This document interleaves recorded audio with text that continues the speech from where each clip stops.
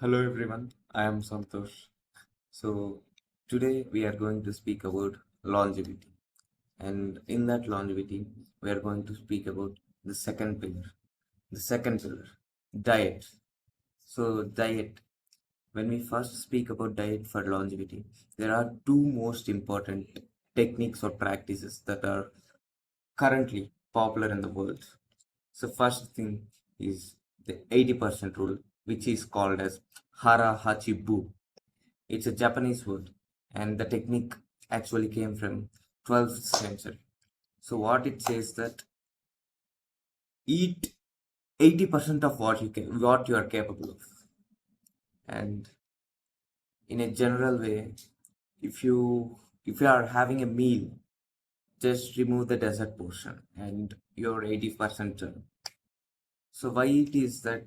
Because if you completely feel full after eating, you become more lethargic. So to remain active in your daily life, you need to eat only 80% of what you can.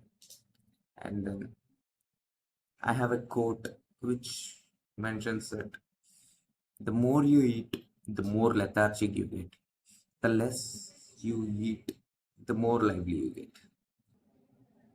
We're going to speak about the other technique, which is 5:2 rule. It's commonly used by mostly Western people. What it says that choose 5 days. In a week there are 7 days, right? Choose 5 days where you can eat whatever you want and how much you want. But those 2 days, which are most important and mostly you have to restrict calories. Calorie restriction is important. Like eat 500 or 600 calories less than what you are eating on a normal day.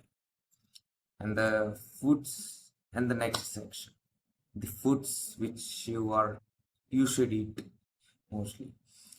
So let's consider a plate, normal plate. So in that plate, 30% must be of vegetables or fruits, and 50% of staple food, which is rice and other stuff, and 20% of protein. So this is what a typical healthy plate looks for longevity. And then I'm gonna speak about the timing of when to eat and when you should finish your last meal. So, in my opinion, you should finish at least 4 hours before you sleep. The last meal which you complete must be 4 hours before your sleep time. So, if you sleep at 10 or 11, your last meal must be around 6 to 7. And then now we are getting into foods that you need to have, which are antioxidants and helps you more in longevity. There are certain foods which help you more in longevity, and many of them, mm, like soya, tofu, cabbage, onion, and then there are more which you can Google them. And sorry. So next, what I'm going to tell might hurt many of you. Restrict sugar at any cost, because during a survey in Okinawa, where the number of centenarians are recorded as highest in the world, so what they got to know is that they don't eat sugar unless it's coming from sugarcane.